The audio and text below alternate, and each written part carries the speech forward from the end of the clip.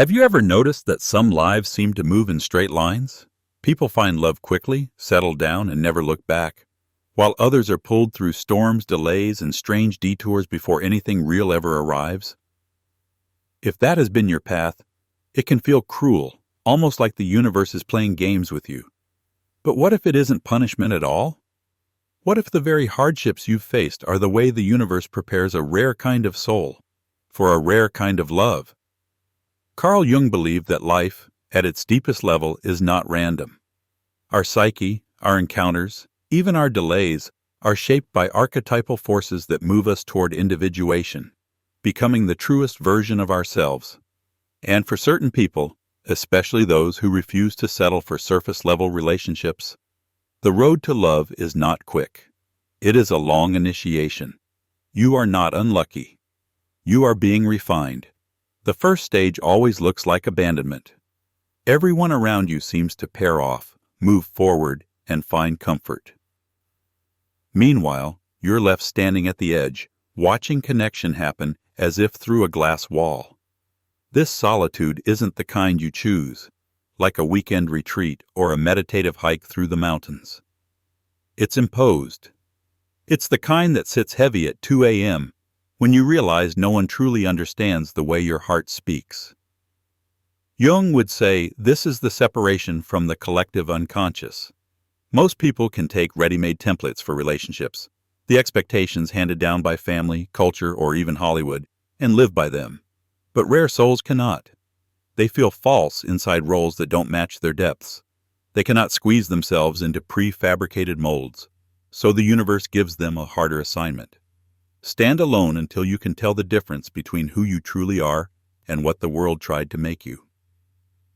During this season, you may notice the ache of loneliness pressing against your chest. But solitude, if you lean into it, becomes something different. Loneliness means you crave someone else. Solitude means you begin to crave yourself.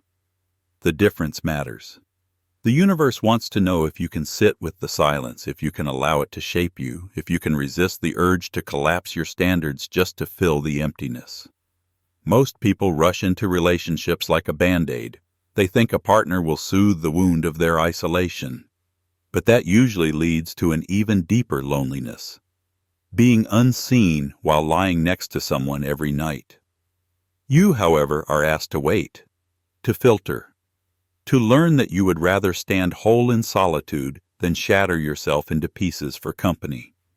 Just when you begin to grow comfortable with your solitude, the universe shifts. Someone appears, seemingly out of nowhere, who feels like the answer to every prayer. They mirror your values. They understand your hidden corners. Their words slide past your defenses, touching the very places you've been protecting. It feels uncanny, fated, inevitable. Jung would describe this figure as your anima or animus, the projection of your inner ideal feminine or masculine self. What you're experiencing isn't them. It's you reflected back. They are not your twin flame. They are your psychological mirror. The danger here is subtle. Unlike toxic relationships where red flags scream at you, this person seems healthy, gentle, and fitting. They may indeed carry many qualities you admire, but if you look closely, you'll notice they don't see all of you. They see the version that feeds their own needs. They may cherish your sensitivity, but reject your intensity. They may adore your uniqueness, but expect you to mute it when it becomes inconvenient. This test asks, will you accept partial love? Will you convince yourself that fragments are enough? Or will you hold out for someone who embraces your wholeness? If you settle, the universe doesn't punish you. It simply lets you taste what it feels like to shrink in order to stay. That erosion, that slow suffocation of your full self, teaches why compromising your essence is spiritual suicide. Then comes the hardest lesson of all. After solitude has forged your backbone, and after projection has tested your discernment, the universe sends someone truly compatible, someone who might actually be able to meet you at your depth. And suddenly, you panic. Your defenses scream louder than ever. You start picking them apart, searching for flaws, doubting their sincerity, fearing their consistency. You might even sabotage the connection, creating conflict just to see if they'll survive it. Jung observed that the psyche resists what it most needs. If your identity has been built around being misunderstood, if your safety has been found in noble suffering, then the approach of real intimacy threatens everything. It feels easier to stay in solitude, where you know the rules, than to risk being seen for real. And so, many rare souls push away what they've prayed for, mistaking their fear for wisdom. Only later, when the opportunity has passed, do they realize they weren't protecting themselves. They were blocking themselves. The universe doesn't step in here.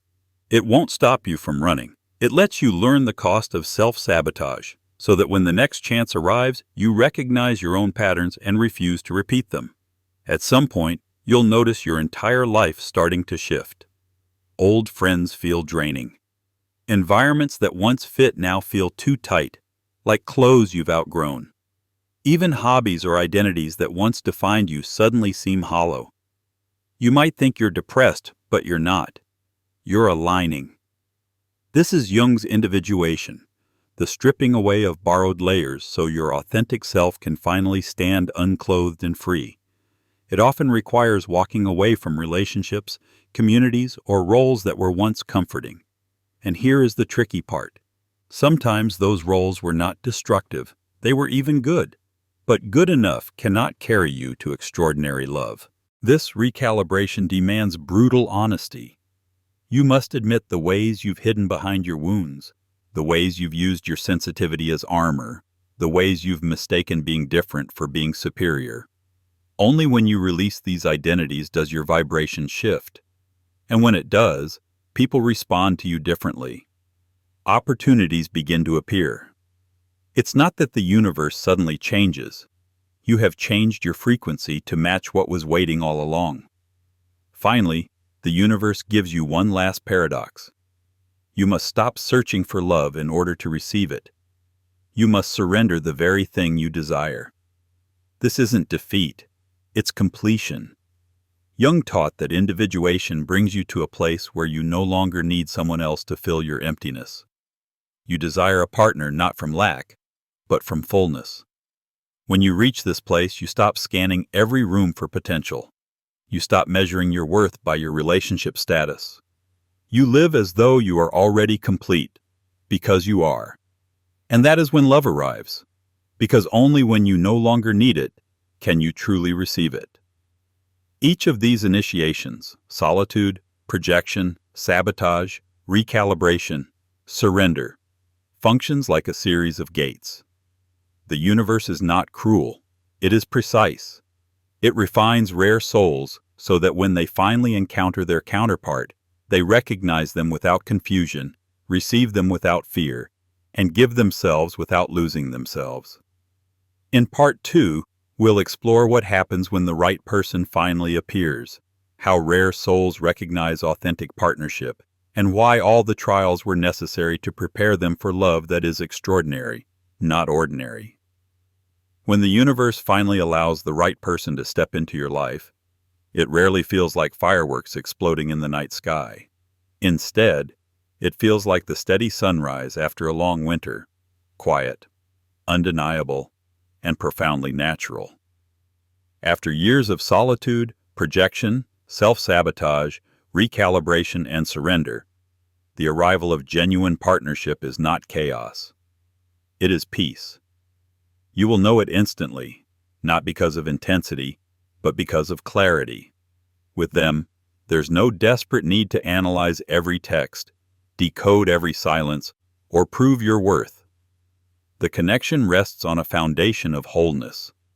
Jung described this as the meeting of two individuated souls, two people who have done enough inner work to stand on their own, yet choose to walk together. In such a bond, you don't lose yourself in the other. You remain yourself completely, and they remain themselves. And together, something larger emerges. The universe doesn't send you this person to patch your wounds or erase your scars. It sends them because you've already faced those wounds and scars with courage. Instead of asking them to fix you, you now invite them to share in the life you've built, to amplify your authenticity rather than replace it. Many people mistake projection for destiny. They confuse intensity with depth, drama with love. But when the right person appears, the experience is different. It doesn't require obsession, manipulation, or endless guessing games. There's no need to minimize your truth or inflate your persona. Instead, there is recognition. You look at them and realize, this is not a stranger. This is someone my soul already knows. It's not fantasy. It's not a hallucination of longing. It's the natural alignment of two frequencies finally meeting. The beauty of this recognition is that it feels simple. Conversations flow without forcing.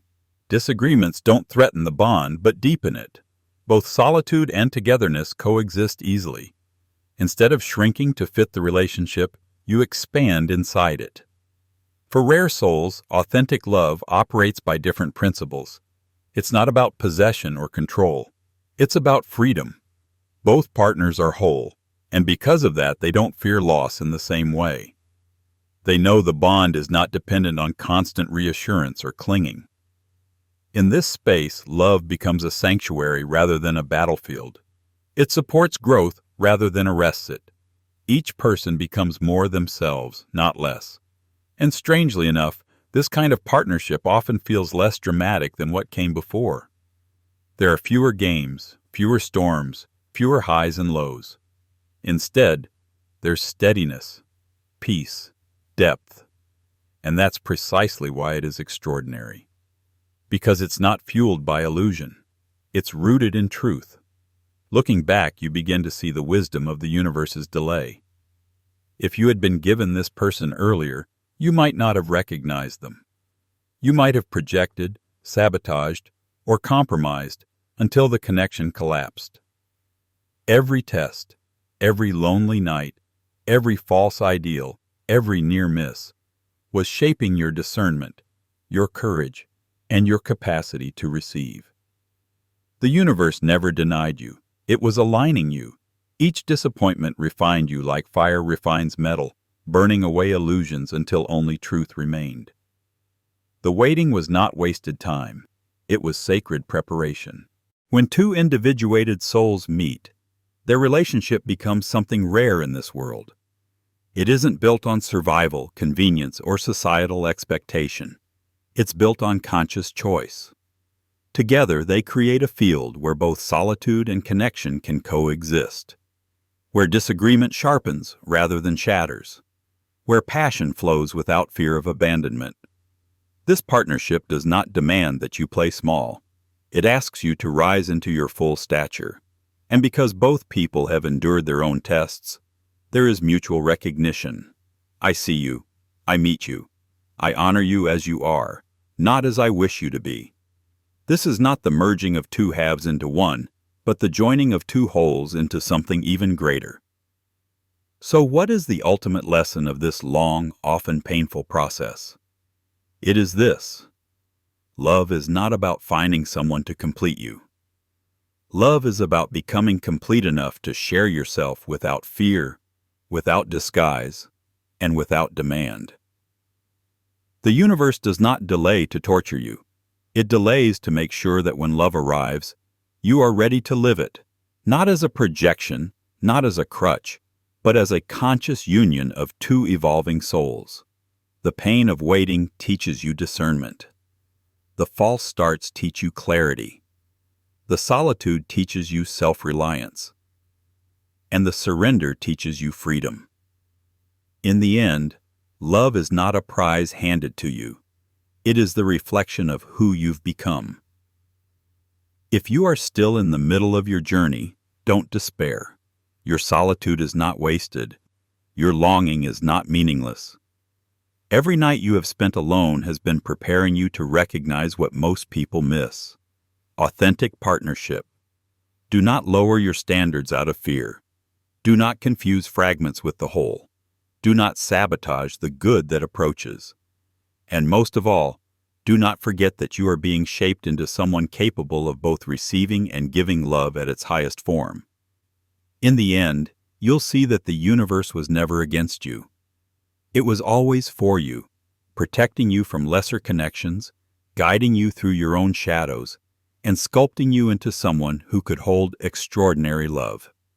And when you finally stand face to face with the right person, you won't have to force it, prove it, or chase it. You'll simply know, this is what all the waiting was for. The greatest truth Carl Jung hinted at is this: the journey toward love is ultimately the journey toward yourself. Until you know who you are, you cannot truly know another.